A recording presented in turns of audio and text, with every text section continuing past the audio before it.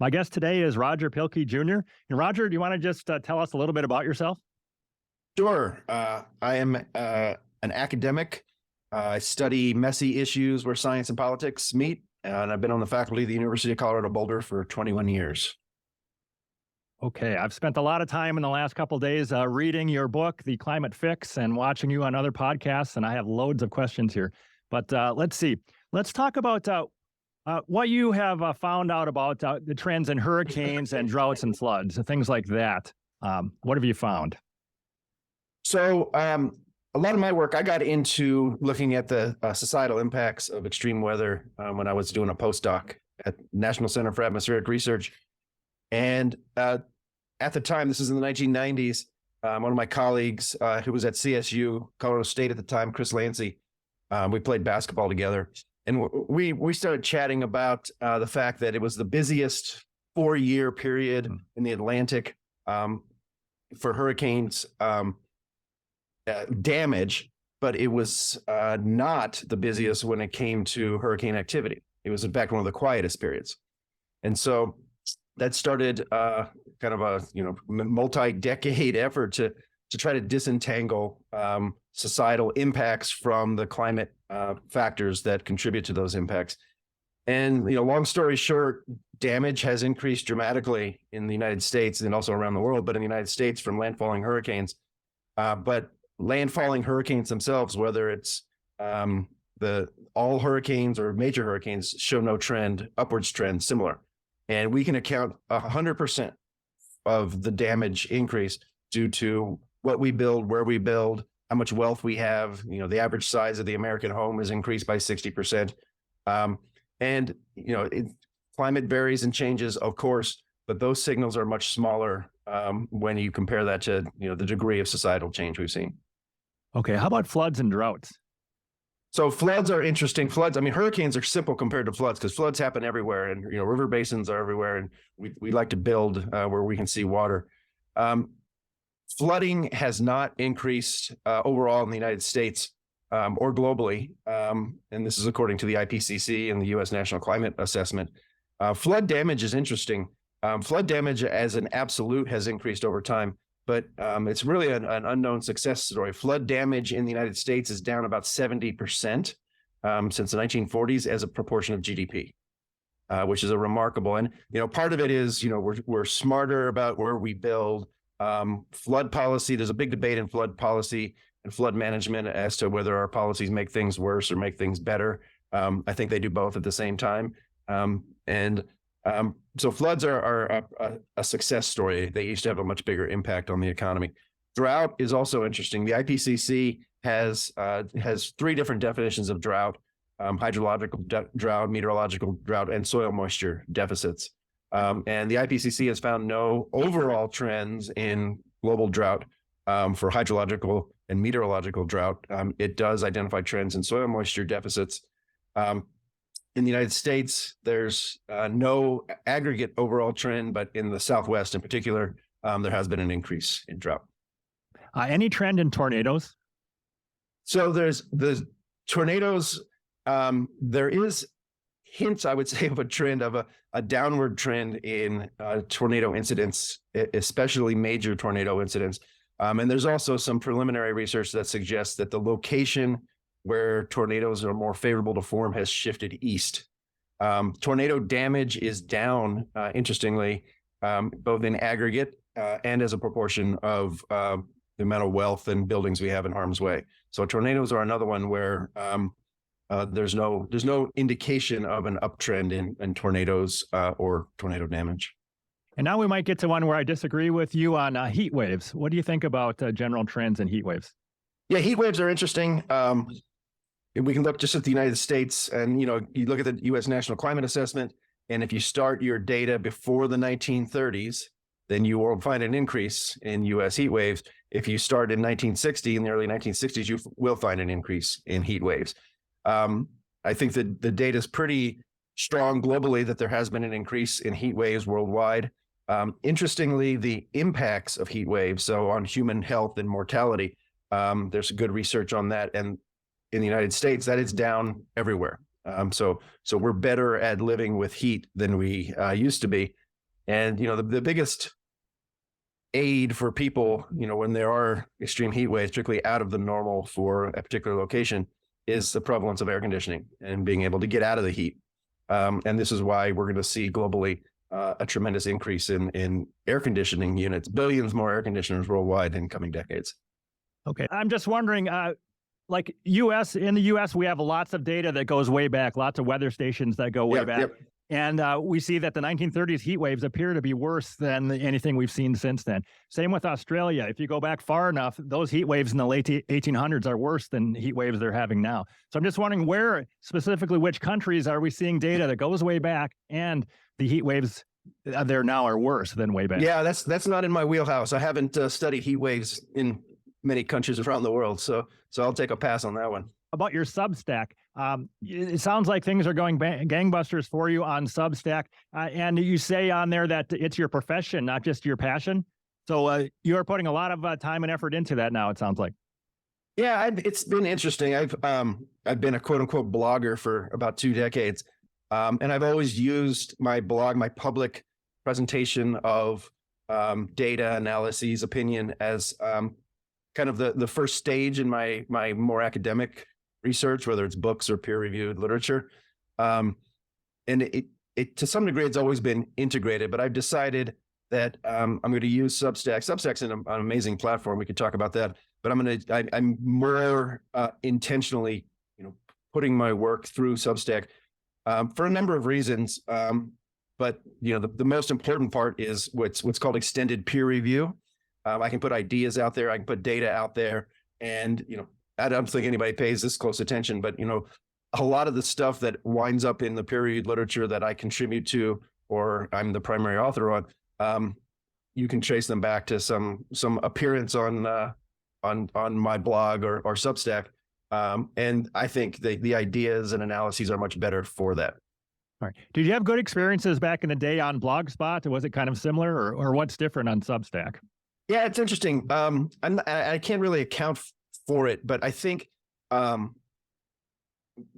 back in the day, in the wild west of blogging, everybody was kind of on their own. So yeah, I had a WordPress and a Blogspot and experimented with many of those. I mean, when we first started the Prometheus blog at the University of Colorado, it became the third most trafficked website at the university. And I think only the math modules and some other course website had more hits. And I realized at that time there was an enormous hunger out there for independent voices. And I think today, with Substack, there's a kind of a network effect that Substack is managed, and they're in it to make money.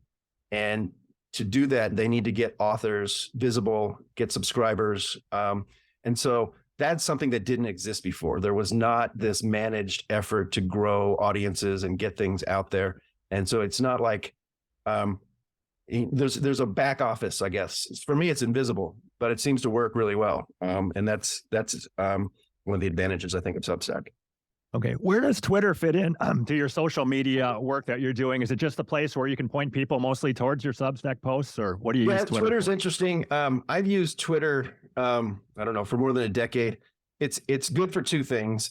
One is a fantastic resource for accessing expertise out there in the real world. I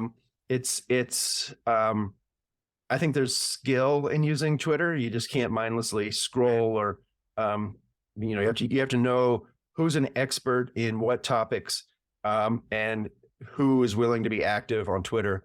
And if once you do that, there's an enormous array of expertise out there. So for intelligence gathering, just learning, getting smarter, Twitter is fantastic. It's also good, I found, for if the Substack and the blog is like the precursor to peer-reviewed work and books, then Twitter is the precursor to the blog.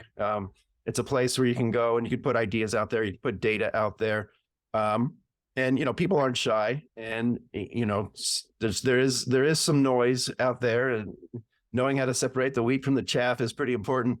But I get a lot of good feedback, and I get a lot of informed critique of ideas and data and so on that I think makes my work a little bit richer than if I didn't do that. Very good. All right, I'm going to read an interesting quote from you about the honest broker. You said, quote, "The title is a bit of an in-joke, as one of the arguments of the book is that none of us are particularly well positioned to actually serve as honest brokers of policy alternatives, as we each have limited perspectives," end quote. So that was news to me. I was kind of thinking that you were presenting yourself as the honest broker, but you're not, right? Right. I mean, that's the in joke is that, I wrote an entire book called The Honest Broker. They're really simple things. And I use this example when I give talks. Like if you ask me, like, where can I get a dinner in Boulder tonight? I can be an honest broker. I can say, all right, here's 7 different restaurants. You pick the one. For simple things, yes, you can be an honest broker. But as things get more complicated and values enter in, people have different perspectives and there's uncertainties. Honest brokering turns out it's a committee exercise. It's a group effort.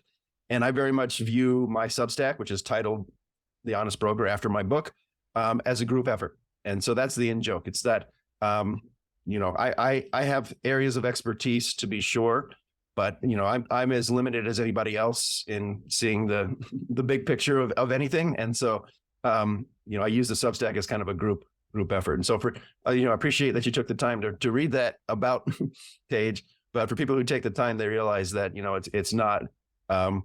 it's not just me or some, authoritative PhD out there saying, here's how it is. It's, I got, hundreds of commenters and, it's an effort to try to learn these things, and it's a continuing process. And that's what honest brokering is about. Very good. All right, I'm going to actually read one more quote from you because I think it's very important about the iron law of climate policy. Quote, "When policies focused on economic growth confront policies focused on emissions reductions, it is economic growth that will win out every time," end quote. And that you made this up, right? Or this is a very important quote Yep. of your own. Yeah. Do you find people disputing that much? It's interesting. In the real world, no. People say, that's so obvious. Why do you even have to say it? But there is, and it ebbs and flows. There's this idea out there that we can use GDP as a lever in climate policy to reduce emissions. And I formulated the iron law when I was working on my book, The Climate Fix, and it comes straight out of what's called the Kaya identity, which says that, emissions are the product of population, GDP, energy consumption, and energy production. It's that simple. And the reason I came up with it was to say, look, we're not going to, Logan's Run style reduce population. It's just not going to happen. And we're not going to intentionally make people poorer. In fact, the opposite happens, that policies succeed when people see that they materially benefit. And, very few people are going to turn down a raise, at the next cycle or pay less for energy or whatever it happens to be. And it also turns out that humanity is a pretty innovative species, and we're really good at getting more output from less inputs. So, we couldn't even stop economic growth if we wanted to. So taking that off the table then focuses our attention on if we want to decarbonize the economy, then it's got to be on energy technology, how we consume energy and how we produce it. And that's the point of the iron law, is to get our eye on the ball and focus on what really matters. Okay, so given that iron law, I am very interested in what you see ideally as happening in 2050. What does the world look like in 2050? How do we power America, for example, in a net zero way? Yeah, so the most important thing for me in 2050 is that the billions of people around the world who currently don't enjoy the energy services that you and I take for granted every day, and people in Northern Europe and a lot of Asia and North America enjoy, that expands around the world so that more people enjoy those energy services. We have a very inequitable world. So when you start with realizing, oh my gosh, we're going to need a lot more energy, then the question is, how are we going to get it, and what are we going to do with it? And so by 2050, I hope that we're a lot smarter in how we deploy energy production technologies, and we're more efficient and smarter in how we consume energy. In the book, The Climate Fix, I recommend a stance of technological agnosticism, which is, it's kind of an all of the above sort of approach. If you want to decarbonize the economy, you're really hurting yourself if you say, well, no, we can't have nuclear.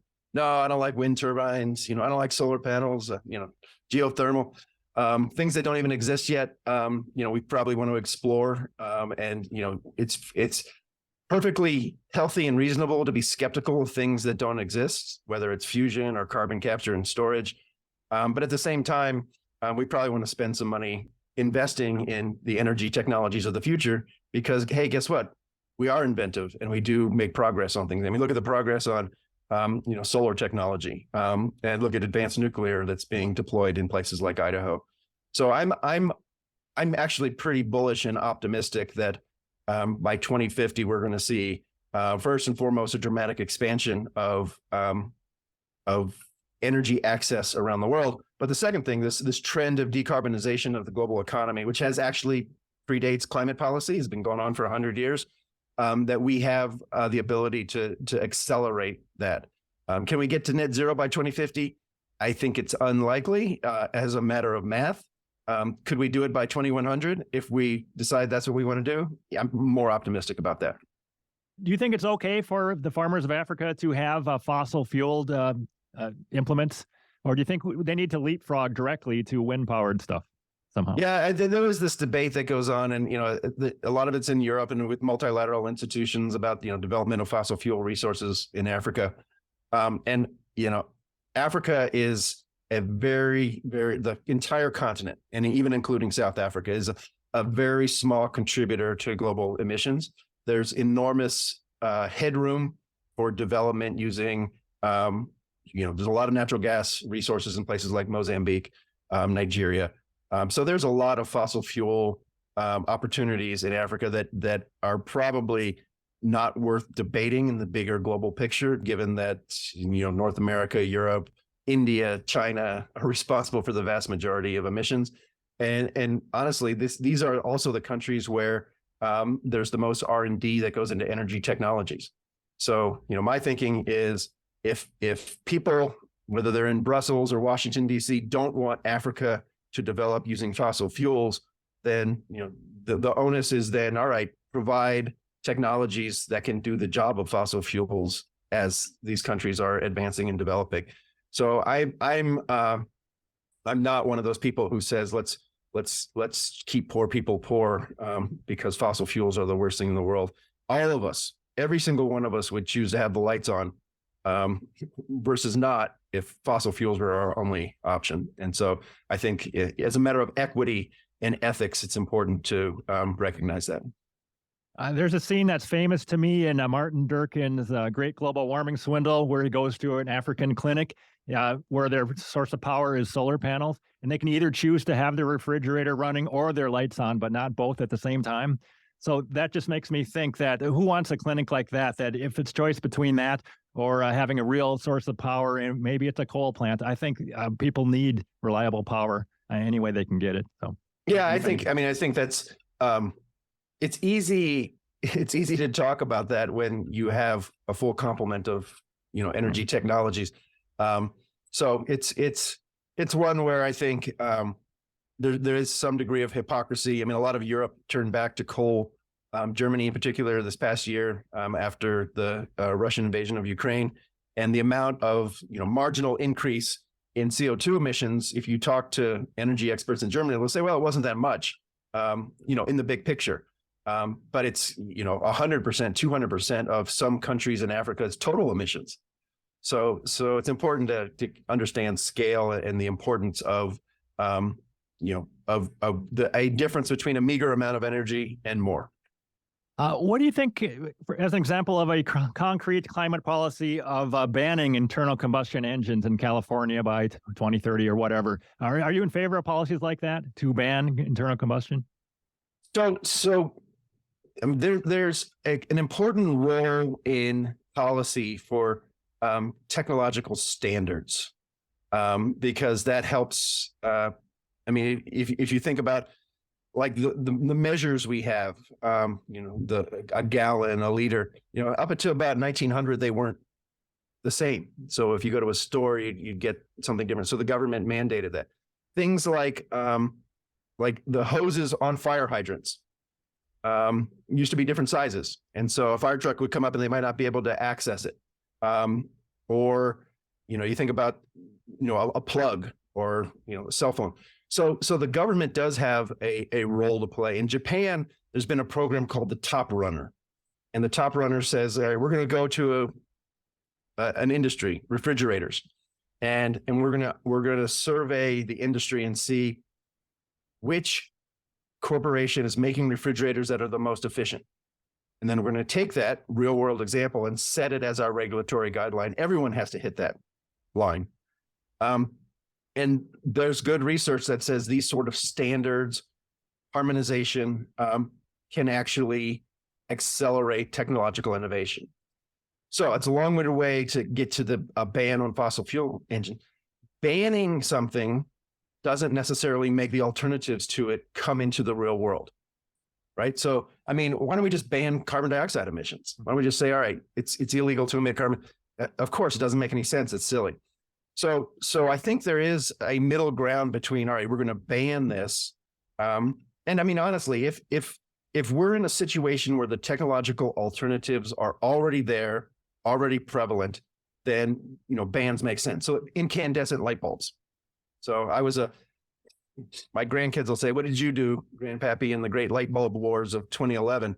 I remember when people used to go to the mat over light bulbs, right? And, they didn't like the compact fluorescence and, they talk about it on the floor of the house.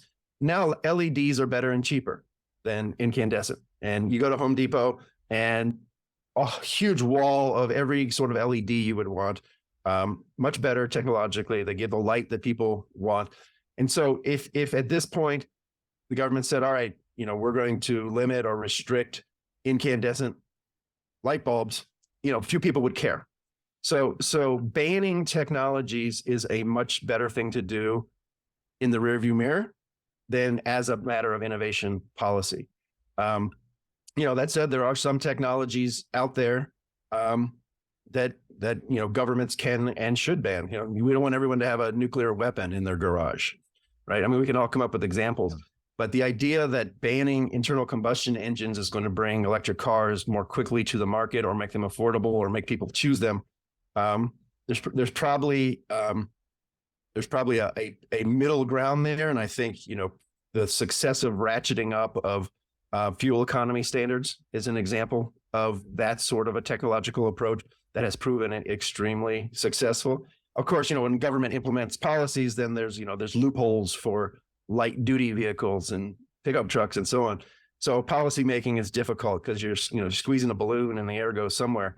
But I do think there is a role for governments to play in inducing technological innovation through standards and regulations. Okay. In your book, you had a very interesting anecdote about using cap and trade to increase life expectancies. You want to tell us a little bit about that? Yeah. Cap and trade was another. It's an old idea for climate policy now, and it's not particularly popular or much advocated or discussed.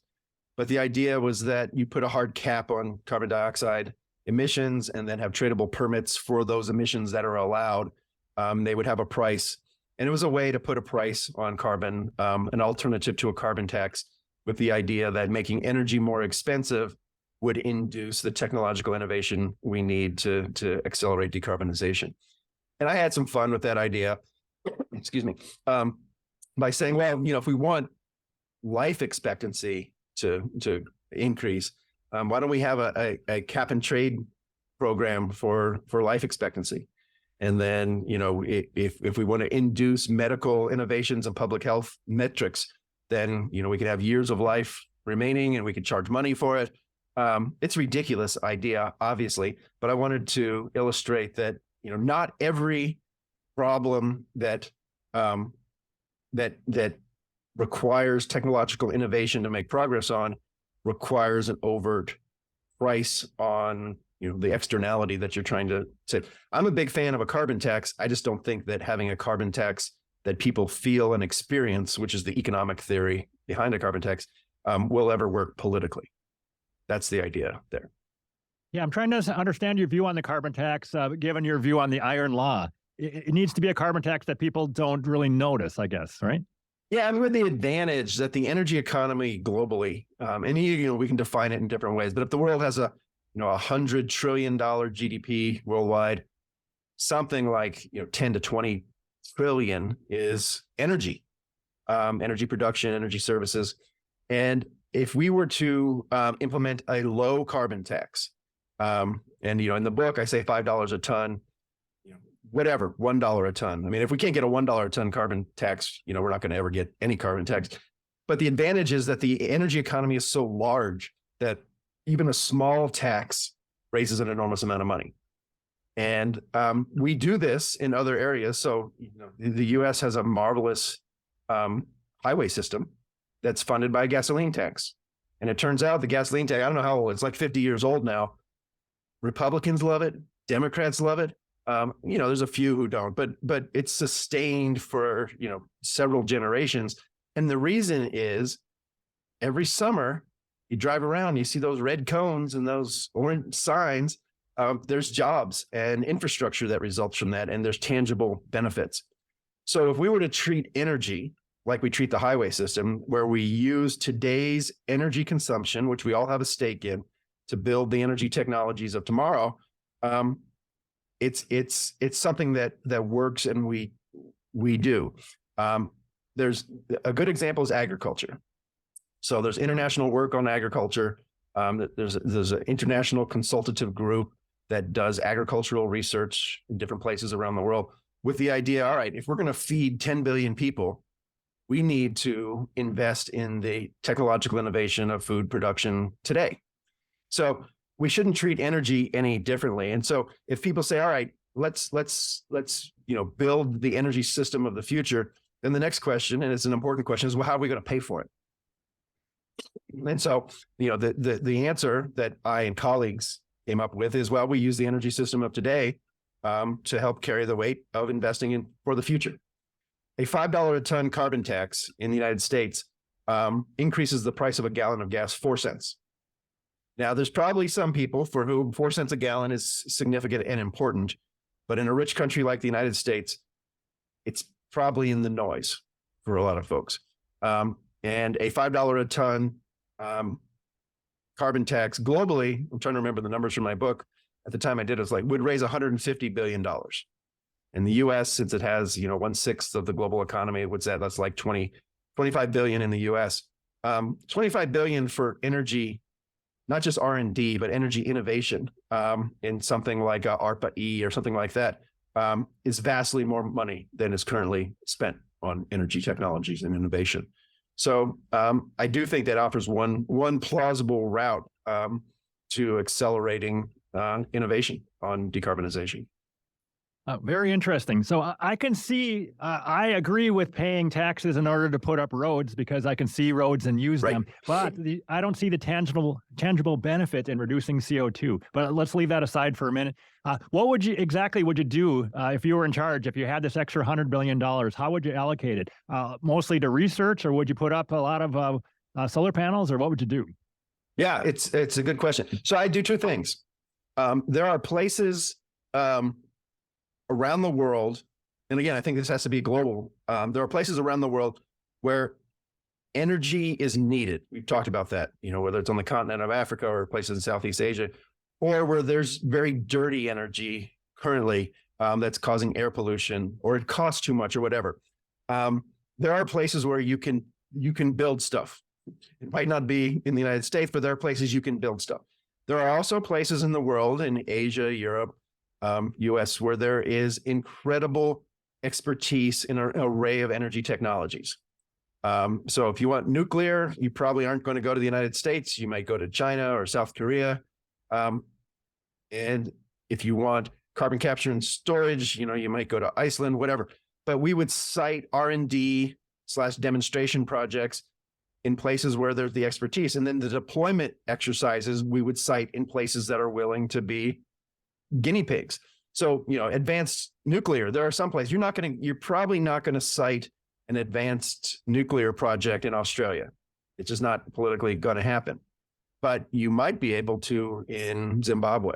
I mean, so the idea is that we try to push forward the technological frontier through a combination of R&D, innovation, deployment, experimentation, and that's where that money would go. And then as you gain successes in deploying technologies, and you start seeing that, yes, this is feasible, it produces energy, the costs are coming down, then you can replicate it, and ideally, it becomes part of the global marketplace for energy. It's the same sort of thing that we do with, corn or rice, is that, we have researchers around the world who are trying to have more productive strains of different food crops, and you experiment with them with farmers who are willing to do that. You're not going to grow GMO crops in the Netherlands probably, but you might in Thailand. So I mean, this is one where the world's big enough and there's enough diversity in energy technologies that we could have a very healthy ecosystem of energy innovation that is politically acceptable where you do it. So on a related note, I've said elsewhere that before we try to power the entire world on wind and solar, why don't we just get one modern factory someplace off grid running on wind and solar and demonstrate, run it for a year and say, look, this works. Isn't that, shouldn't we do that before we do everything else? Yeah, I mean, some of the debate, it gets pushed to the extremes. Like, obviously the world's not going to run 100% on any one technology. And I'm of the view very much that wind and solar, and particularly solar, has an important role to play in many places as part of a functioning, healthy grid. At the same time, the wind doesn't always blow, sun doesn't always shine. The line I like to use, and this is what I tell my students, is you can't make a wind turbine or a solar panel using wind energy and solar energy. Doesn't work that way. So there has to be some sort of backstop technology, and it's got to be, today it's usually natural gas, but it could be nuclear, and coal. Coal, I think, in the United States is on its way out, and eventually will be worldwide, because it's just not, it's not a, set aside concerns about CO2. It's just not a clean thing. You're burning a big black brick, and you got to clean it up before you put the pollutants out. So coal is on its way out. So for me, again, this is where if you go on Twitter and you go to academic conferences, people, they treat energy technologies like NFL teams. They have their favorite, and they love to argue for their favorite and against the ones they hate. But the reality is we're going to have an all of the above energy system as far as the eye can see. And we should be working to diversify energy choices and improve energy technologies. And it's kind of a no-brainer to me, because, people get hung up on, climate change and CO2. But, there are an enormous range of reasons why we want to improve energy technologies worldwide. And, it just so happens that we are we've been decarbonizing the global economy. My data in my book goes back more than 100 years. And so the question of carbon dioxide is, we're not talking about doing something fundamentally new, decarbonizing the economy. We're talking about accelerating a process that's already in place. And so for me, if we can smartly use policy to accelerate that process, then it's kind of a no-brainer. Don't you think, though, that it's a widespread view among people in power that all we have to do is put up enough wind turbines and solar panels and we can power the entire economy that way? I seem to hear that from UN-type people. I don't know about the Biden administration. What do they think? I don't know. Yeah, so I think, energy literacy is a challenge. Particularly for those of us who are swimming in energy technologies and resources. With my students, a couple of things I do before we, get into policy is first is to appreciate scale. How much energy consumption there is worldwide, and then to understand the different technologies that are out there in comparison to that scale. And, my students are routinely, I don't know what the right word is, shocked, amazed. Their eyes open up when they learn that, you need 1,500, 2.5 megawatt wind turbines to replace one natural gas power plant. And people say, well, what if it was five megawatts or whatever? All right, it's half as many. It's an enormous number. So I do think there is, and unfortunately, we see this with a lot of policymakers, this idea that, well, I just unplug this and plug that in and we're in good shape. I see, we all see these pictures that show up on Twitter. There's a couple little windmills, at an airport, and they say, oh, we're getting clean energy from it. And, it's probably not enough to light a light bulb. So yes, energy magnitude, energy scale is a huge challenge for people. At the same time, I do think that when people get into these issues, and there's a lot of really smart policymakers out there, they understand that, it's just not a matter of, we went through this in Boulder. Boulder was talking about municipalizing its own energy service, getting away from Xcel Energy. And, as they got into that process, I don't know how many millions of dollars were spent. I think, a creeping realization of the magnitude of that task for just this one little enclave in the foot of the Rocky Mountains. So I do think policymakers, when they do get into these issues, they realize the magnitude and the scale of the challenge. Part of it, I think, we get politicians, once they realize the scale, climate policy becomes more of a talking point because it is challenging and frustrating. And I think that has contributed to some degree to the politicization of climate change, where a lot of people talk about climate change not as an energy technology challenge, but as a symbol of the left or the right. And it's very comfortable. And then we've left wind turbines and nuclear power plants far behind. I have one more specific question about a solar plant in Rush City, where I'm from here in Minnesota, well above the 45th latitude. Do you think it makes any sense at all to subsidize solar power up there in an attempt to reduce CO2 or to do something to make the global climate better? Because those solar panels, the sun's coming in at a low angle. They're covered with snow part of the year. I say it makes zero sense. Nobody would ever do it unless it was subsidized. Do you see any sense in doing that? Yeah, it's interesting that my first peer-reviewed paper, when I was a long time ago, I was 20, was on the orientation of solar panels here in Colorado, because along the front range, we get afternoon cloudiness. And so the question was, if you change the orientation of the solar panel to, where the sun is shining more, do you get a greater benefit? So it may or may not. I mean, you'd have to look at it to see if it makes sense.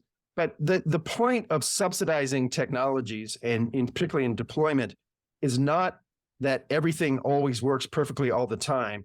You have a lot of failures and you have a lot of inefficiencies in the process. For me, evaluating technological subsidies only makes sense in a portfolio context. It's like, if you have a mutual fund and you're investing in a bunch of stocks, then you can say, all right, well, we invested in, this stock and it's a dud. Oh my gosh, what a dumb decision. But you're going to have some duds. And so for me, evaluating technological subsidies has to be done on a portfolio basis. And then it has to be done in the context of, well, what's your policy goal?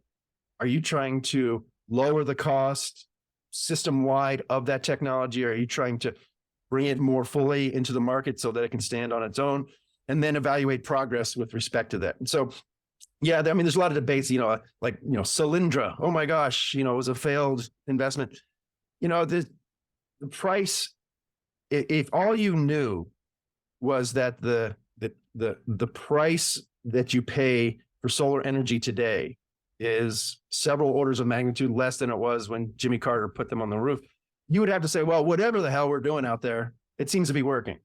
So, I mean, from my perspective, you have to look at the bigger picture. And yes, can we improve the optimization of specific policies in specific places? Of course.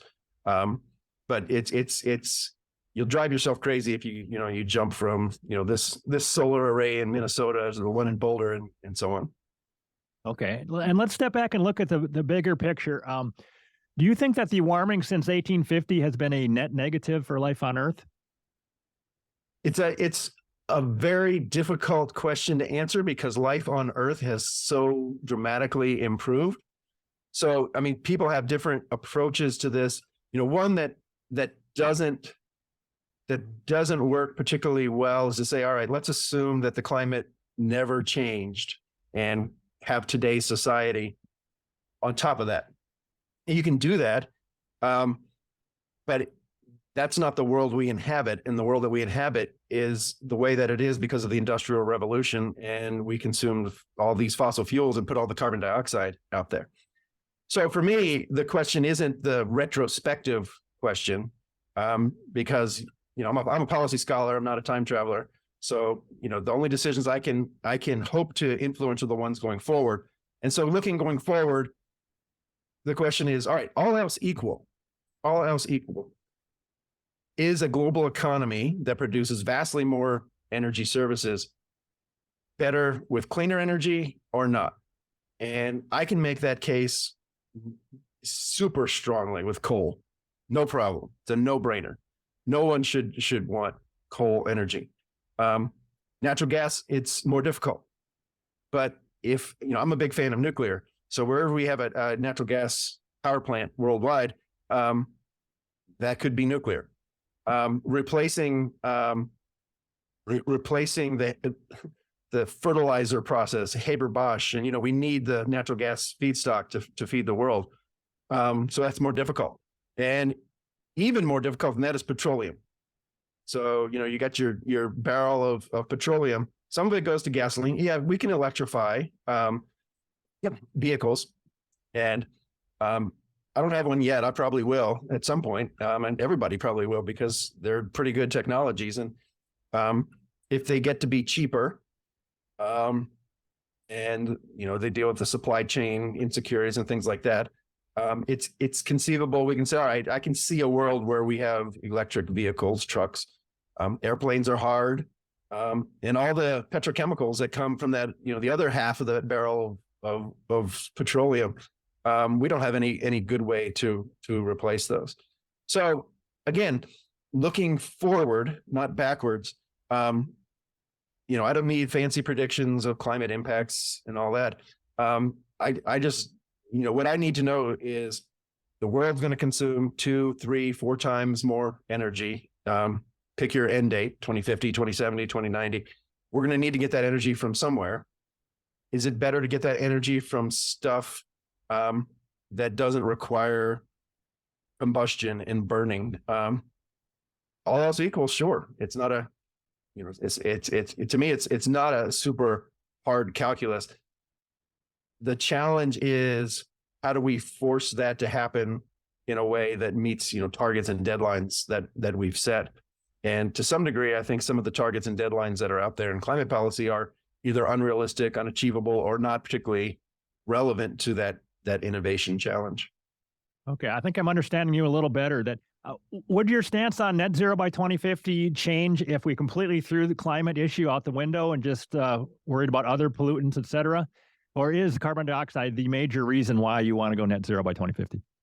So I don't think net zero by 2050 is particularly realistic. I think net zero is a perfectly fine goal. And I think there's multiple reasons for it. I think people will come to it from different directions. There's too much attention paid to the last tons of carbon dioxide that are, to get from, this much to the net zero. I'm far more focused on what do we need to do in the short term to accelerate the curve. Because I'm thinking I think there's something instructive in the light bulb war of 2011. Everybody was, so worked up about light bulbs. My gosh. And I think in Minnesota, there was a representative who, I forgot her name. You probably remember. I can't remember. Who was all worked up about light bulb. And today it's people aren't even discussing it, and it's not even an issue. And my thinking is, people used to, ride around on horses, and, then they went to cars. And today, nobody says, oh my gosh, I wish I had a horse and, to ride down to Home Depot. You get in your car. So I think as technologies advance and improve, the politics seeps out of them. It's when we're bringing technologies into reality in the real world that they get politicized and we have these debates. So my thinking is, if we are able in the short term to figure out how to accelerate decarbonization, the last tons to get to net zero are going to be no-brainers, easy. We're not going to be fighting over it at that time. So for me, the question is, all right, countries around the world have decided they want to accelerate decarbonization. how do we do it in a way that's smart, saves money, more efficiency, and expands equity and access around the world? Those are the important near-term questions. So what do you say to people like me that this whole decarbonization issue, we should not even be doing this because an 800 ppm CO2 world is better than a 280 ppm CO2 world, better for humans, better for plants? What do you say to that idea? Yeah, well, I mean, you're out of luck. We've been decarbonizing. I mean, there's two main reasons that the world's been decarbonizing. And by decarbonizing, let me be very clear. I don't just mean eliminating carbon dioxide. Decarbonization is a technical term, and I talk about it in the Climate Fix, which thank you read, but it's a reduction of emissions per unit of GDP. There's two things going on there. We want GDP to go up, and we want emissions to go down. That's the policy commitments that are out there. And it turns out, if you look at that metric, emissions per unit of GDP, it's been going down for a century. So if anyone who says I'm against decarbonization, it's a little bit like saying, I'm against economic efficiency. I'm against economic growth. It's a process that is inherent to how we operate as humans. So the first thing I would say is, well, tough luck, we're decarbonating. And there's two ways it happens. One is through improved efficiency, and that's what we do as humans. We figure out how to get more from less. And the second is a lower carbon content per unit of energy that we produce. And that's a process that has been going on even, quite independently of climate policy. You can say, well, have climate policies accelerated the decarbonization of the economy? Probably not much on efficiency. There's that steady downward trend that's continuing. And really, since 2014, you can see a little inflection point on the carbon intensity of energy. And so for someone who says, well, no, I want to, burn as much fossil fuels as possible. I want to, load up the atmosphere with carbon dioxide. I guess the other response is, well, you lost that debate. When was that debate? When did they have that debate? It started in the 1980s, and so I lost this debate in the 1980s. I don't think I did. Yeah. Go on. What's that? You think I lost this debate in the 1980s? Pretty much. Okay. The Framework Convention on Climate Change was signed at Rio. The Kyoto Protocol. The world, I like it or not, there is a global commitment to accelerating the decarbonization of the energy system. It just so happens that there are a lot of reasons to do that beyond just CO2. So even if you said, oh, I really want more CO2 in the atmosphere, I would say, but yeah, don't you want more energy access for those who don't have it around the world? And don't you think that getting cheaper, more deployable, more reliable, more secure energy around the world makes sense?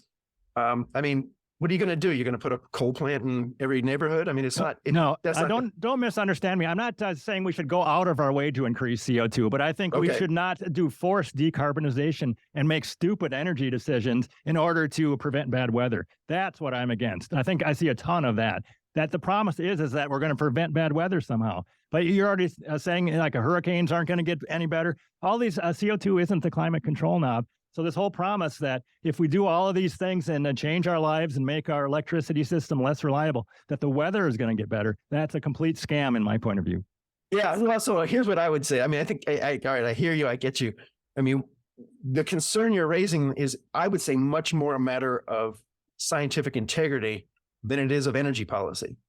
Because honestly, I can come up, I had this debate with Benny Pizer in London once on this exact topic. And the debate was over, should we pursue accelerated decarbonization? And when my turn came, and he talked all about CO2 and, we shouldn't decarbonize for CO2 to affect the weather. Yeah, I get that. My argument was, well, here's I don't know what I had, 5 or 6 other reasons why decarbonization makes sense. So, if you say, all right, we shouldn't go out of our way to increase CO2, then presumably you'd say, well, this historical rate of decarbonization, you're probably not against that either. I'm completely fine with letting the markets pick the best, cheapest, most reliable energy. I'm all in favor of that. If that means getting rid of fossil fuels, whatever, I'm totally fine with that. Yeah, I mean, there is no. Yeah. I had this discussion with my students too. There is no market. I mean, energy. There's nothing. There's no commodity in the world that's more intertwined between corporations, state-run agencies, governments than energy. There's no energy-free market out there. So we're managing energy through policy, whether we like it or not. But I mean, let me just say, so if there was ways to become more efficient in our economy, where we have less material input, less energy inputs, that would accelerate decarbonization, right? Yeah, I'm happy with efficiency. All right. Yeah. Okay. If it makes sense, not forced on us, like our cars have to get 60 miles per gallon, forced from above. I don't like that idea. Yeah, I mean, but that's how technologies happen. And so, when look at your TV, look at any technology that we use, look at your computer. You can go, back through the supply chain and you can find government rules, government regulations that, and this is an actual, thing, induced innovation through policy. And, I get it where people say, I don't want to be asked to do something I don't want to do. I don't want to be mandated to use the squiggly light bulb when I like the light from the other one. But there's a huge policy middle ground there where there are policies that anyone would say, all right, yeah, if you can cut my electric bill by 20%, and there's a policy that can do that, do it, right? Or if you say, you know what, we can get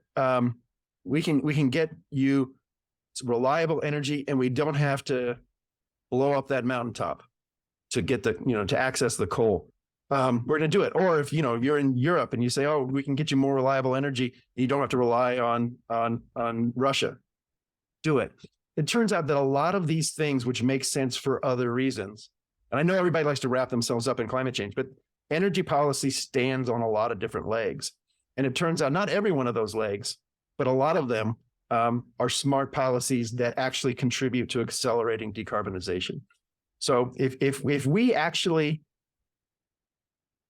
adopted approaches to policy, I mean, and this is the unfortunate thing about the climate debate, is that it gets polarized, very quickly right away. And, people only talk about CO2.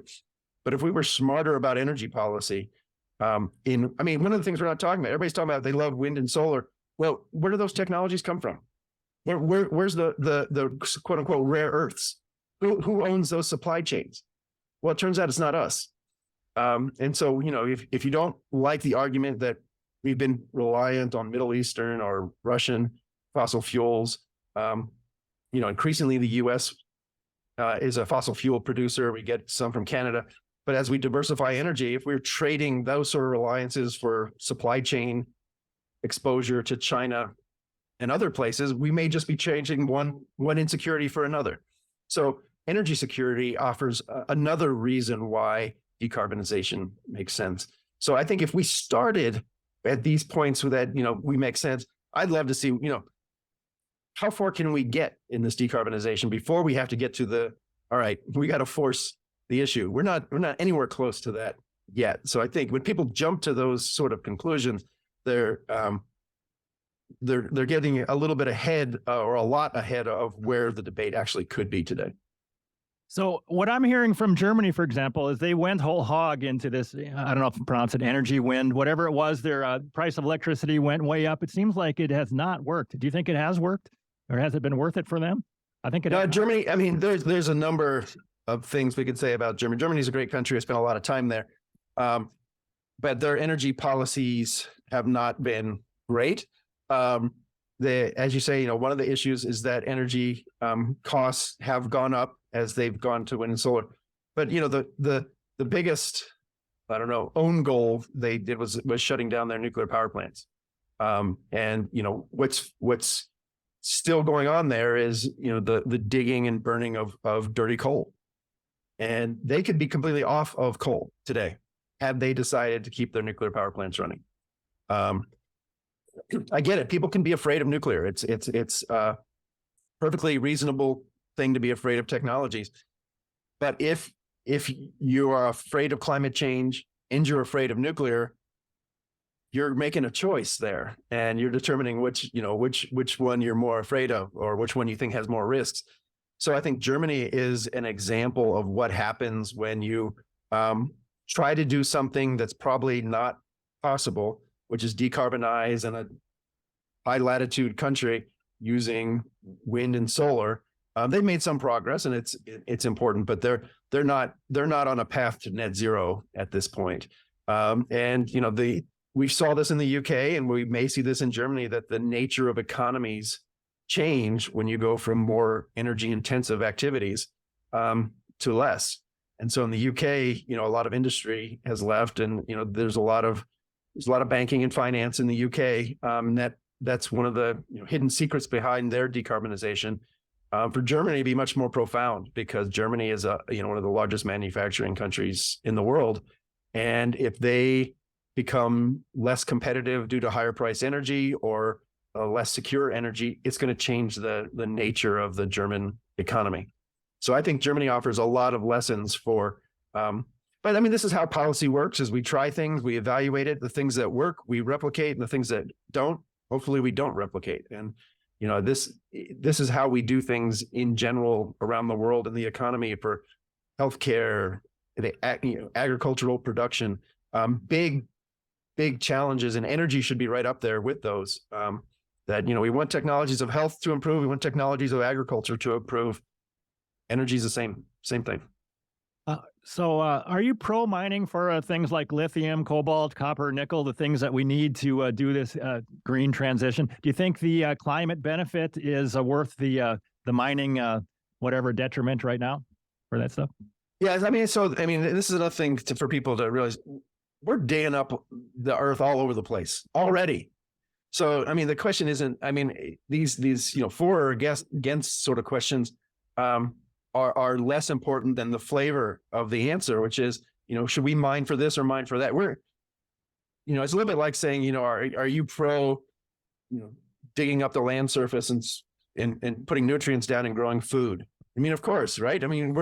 We humans, we thrive because of our ability to take resources that we find in the crust on the planet and turn them into things that we make use of.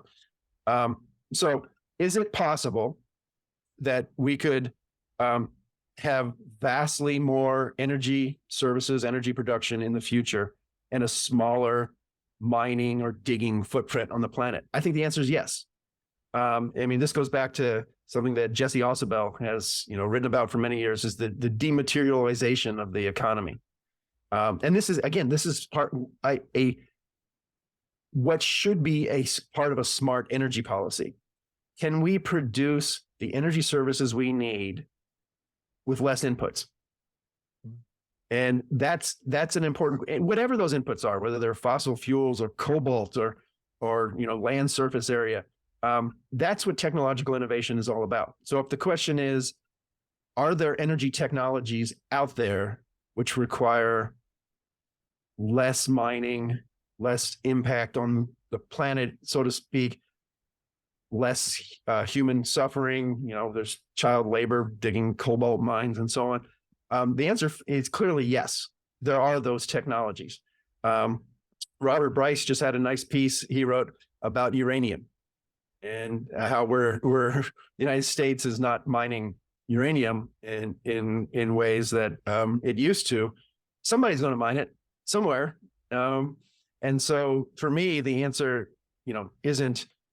is cobalt, nickel, lithium, are those better or worse than natural gas or coal or whatever else we need to dig out of the earth? The question is, can we continue this process of dematerialization that we've seen in other areas?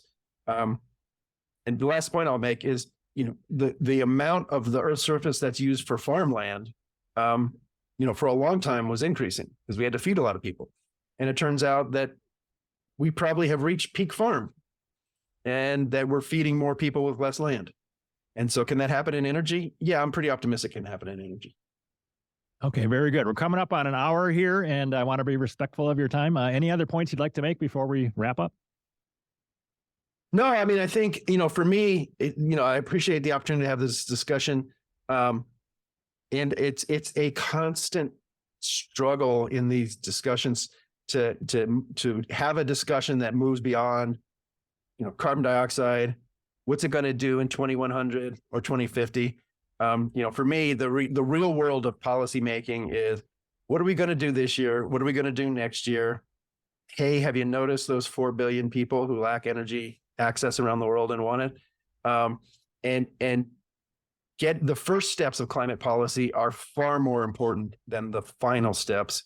But everybody wants to argue about the final steps, which, it takes us to a fact-free place far in the future. Very good. All right. I really enjoyed this conversation. Thanks for taking the time, and we will talk to you later. Roger Pielke Jr. Wow. Thanks, Tom.